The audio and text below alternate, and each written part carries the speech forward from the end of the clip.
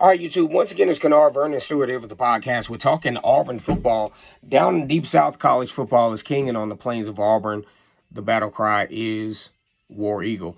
All right, so it's game day in Nashville, Tennessee. Auburn takes on Maryland in the Music City Bowl.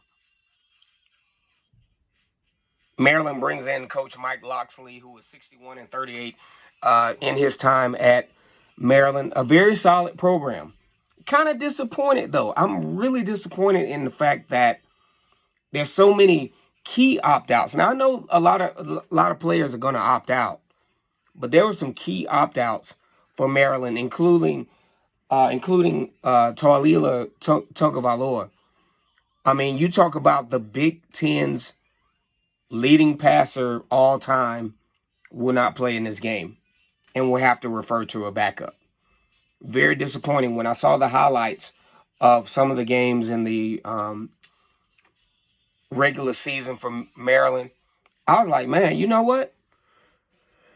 I thought that of all the matchups, this was the matchup, in my opinion, outside of all of the implications of the other matchups with the college football playoff and such. I was like, man, this is a really good matchup.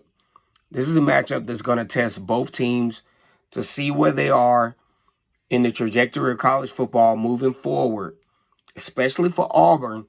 You know, can they handle a quarterback like this? Auburn has faced some pretty good quarterbacks this year. And facing Tagovailoa would have kind of added to the pressure of, can Auburn stop a versatile quarterback?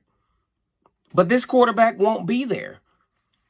And it's very disappointing that this quarterback won't be there. And this is where, of all the games that will take place, I mean, you talk about that, you know, Missouri win over Ohio State, all those players opt out. You got a quarterback wearing number 33 playing in that football game and that piece together game. Yes, you know, from a perception standpoint, Missouri, you know, with the win over Ohio State is a big deal. I think it's a big deal. I think Ohio State, outside of the opt-outs, are a very talented team. But this is where the opt-outs really change how these bowl games come about. Back in latter times, the bowl games were a time where an SEC team could take on a Big Ten team that they normally wouldn't play. Bring all your guys to the occasion and you square up. But now with the opt-outs, it's just not the same. And it's, I don't know, I think it's kind of damaging to college football, and it's damaging to the fans, and it's damaging to the supporters of these institutions that go to a bowl game, save up all the money, you know, to rent out hotels and things of that nature to watch two pieced together teams play one another. So it's very unfortunate. Now you look at Maryland and Auburn, eerily similar teams that competed very well outside of one game with Texas A&M where Auburn did not play very well and lost by double digits. And then you talk about Maryland against Penn State that lost. I mean, I just still don't see how Maryland lost 51-15 against a very basic Penn State team. And you get the key opt-outs down the stretch. You talk about Alabama versus Michigan. Michigan had the opportunity to compete against Maryland because obviously they're in the same conference. Maryland played a very good football game in there.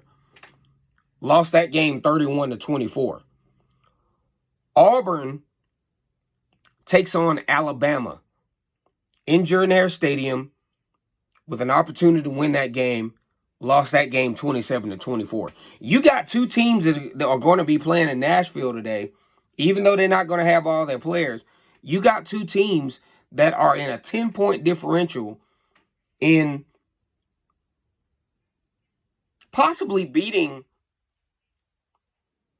two teams that are going to be number 1 and number 4, who are number 1 and number 4 in the college football playoff. Now, Auburn.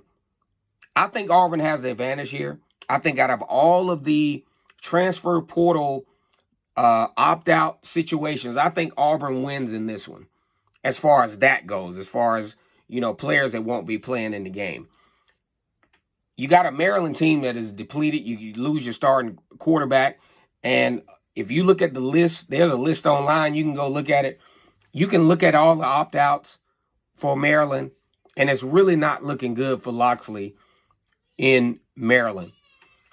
Auburn, obviously want us to take advantage of the practice time that they have had, kind of see what they have with the offensive line. You also have a situation where you have Jarquez Hunter, Damari Alston, Brian Battie in the backfield. You still have some weapons that have contributed. Shane Hooks, who I want to see what Shane Hooks does in this game. I also want to see what that wide receiver core will be able to do without Javarius Johnson. And I think Jay Fair can kind of supplement what Javarius Johnson was able to do to create some imbalance. And as I look at this particular football game, I look at the opt-outs. I look at the opt-out ratio between the two teams and what both teams have to offer. I think Auburn has the balance with the defense. They lost a few key guys, including Marcus Harris, on the defensive line that I think would have been very monumental in this game, but he has some guys that can kind of backfill him. There's a chance that, Jalen Simpson may not play in this particular football game. We don't know. But just given all that information involved, it's prediction time. I like Auburn in this game. I like Auburn with Peyton Thorne, their starting quarterback, that has been there pretty much the whole season, sometimes interrupted by Robbie Ashford, who has entered the transfer portal. He has all his options there. He has his offensive line there. I think Auburn will be relatively solid on defense considering the opt-outs. I got my Auburn Tigers 28-17. This is a late prediction show. Hey, man, I've been pretty busy, but Vernon Speak Sports is still in effect. 28-17 should be the score. I've been pretty spot on most of the time. 28-17. Go ahead and like this video, comment, and subscribe to Vernon Speak Sports Auburn. Want to wish everyone a happy new year. In the Deep South, college football is king. And in the plains of Auburn, the battle cry is War Eagle. You all have an excellent day. Kickoff, 2 p.m. Central Time. 2 p.m. Eastern Time, 1 p.m. Central Time. All the other time zones, y'all can figure that out. And as always, it's great to be an Auburn Tiger. War Eagle.